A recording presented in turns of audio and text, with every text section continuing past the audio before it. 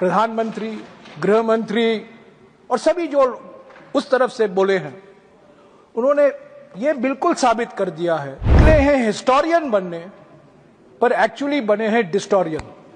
क्या ये तुष्टिकरण था? क्या डॉक्टर राजेंद्र प्रसाद को आप आरोप लगा रहे हैं कि तुष्टिकरण कर रहे हैं? हमारे गृह मंत्री के अमर शब्दों में आप क्रोनोलॉजी समझिए, इतिहास मत समझिए, पर क्रोनोलॉजी समझिए। Sir, the debate in the Lok Sabha and in the Rajya Sabha have proved once again that we have far too little history in our politics and far too much politics in our history. प्रधानमंत्री, गृह मंत्री और सभी जो उस तरफ से बोले हैं, उन्होंने ये बिल्कुल साबित कर दिया है कि निकले हैं हिस्टोरियन बनने पर एक्चुअली बने हैं डिस्टोरियन। और जो कुछ मैं कहूंगा मेरे पास लिखित प्रमाण है और बिना आपके आदेश दिए हुए मैं ऑथेंटिकेट करूंगा और सभा पटल पर रखूंगा। मैं सिर्फ 3 बातें करना चाहता हूं deputy chairman sir. Vande Mataram किताब पर 1937 और 1940 के बीच में जो बहस हुआ वंदे मातरम को लेकर देश में, और तीसरा बंकिम चंद्र चट्टोपाध्याय के बारे में मैं कुछ कहना चाहता हूं, जिसको आज हम नमन करते हैं, जिसको हम याद कर रहे हैं। Sir, first thing I want to start, Rajendra Prasad, doctor Rajendra Prasad writes to Sardar Vallabhbhai Patel on the 28th of September 1937, raising concerns and worries prevalent in large sections of our political system on Vande Mataram and requesting Sardar Patel that the Congress Working Committee should take a stand. क्या ये तुष्टिकरण था? क्या doctor Rajendra प्रसाद को आप आरोप लगा रहे हैं कि तुष्टिकरण कर रहे हैं? सरदार पटेल तुष्टिकरण कर रहे हैं?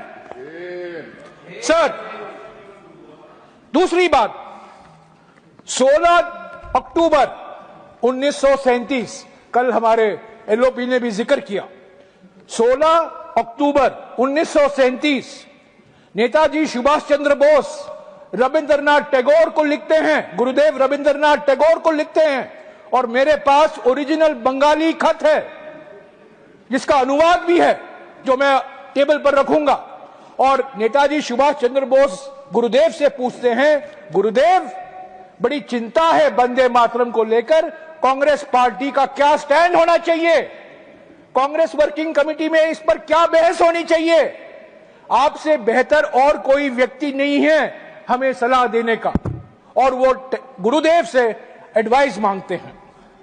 तीसरी बात, रविंद्रनाथ टैगोर नेताजी सुभाष चंद्र बोस को वापस लिखते हैं 19 तारीख 1937।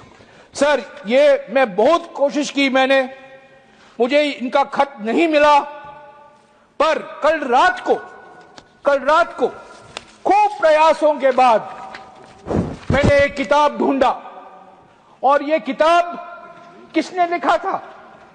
तृणमूल कांग्रेस के एक पूर्व सांसद प्रोफेसर सुगाता बोस।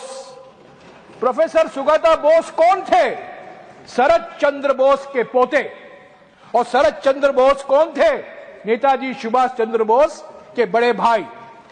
और इस किताब में सुगाता बोस, जो नेताजी रिसर्च ब्यूरो के डायरेक्टर हैं कोलकाता में, उन्होंने गुरुदेव रविंद्रनाथ टैगोर का जवाब दिया है अंग्रेजी में।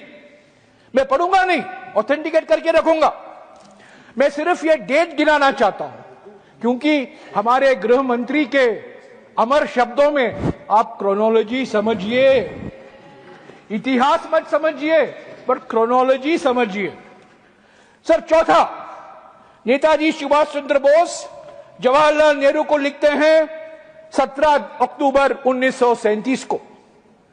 पांचवा, जवाहरलाल नेहरू बोस को वापस लिखते हैं 20 तारीख 1937 को।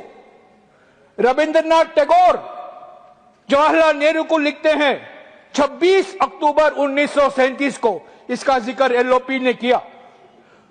आखिर में 28 अक्टूबर 1937 को सीडब्ल्यूसी का प्रस्ताव पारित होता है वंदे मातरम को लेकर, इसका भी जिक्र हुआ। और कौन कौन थे उस सीडब्ल्यूसी में? कोलकाता में महात्मा गांधी, नेताजी सुभाष चंद्र बोस, सरदार पटेल, जवाहरलाल नेहरू, मौलाना आजाद, गोविंद वल्लभ पंत, आचार्य कृपलानी। इनके खिलाफ आप तुष्टीकरण का इल्जाम लगा रहे हैं। तुष्टीकरण इनका है। सारा वर्किंग कमेटी तुष्टीकरण तुष्टीकरण तुष्टीकरण, गृह मंत्री बोलकर चले गए। तुष्टीकरण तुष्टीकरण उन्होंने की। सीडब्ल्यूसी का सर्वसम्मति से यह पारित होता है कोलकाता के सीडब्ल्यूसी के बैठक में। इसके बाद 30 अक्टूबर 1937 को रविंद्रनाथ टैगोर, गुरुदेव रविंद्रनाथ टैगोर खुद एक प्रेस वक्तव्य देते हैं जो आनंद बाजार पत्रिका में छपता है। और उस प्रेस वक्तव्य में वो कहते हैं कि मैंने सीडब्ल्यूसी को ये एडवाइस दिया और मेरे एडवाइस पर उन्होंने ये रेजोल्यूशन पारित किया ताकि सारा वंदे मातरम नहीं, पर वंदे मातरम को कुछ पंक्तियां नेशनल, तब उन्होंने कहा था नेशनल एंथम, बाद में बना नेशनल सॉन्ग।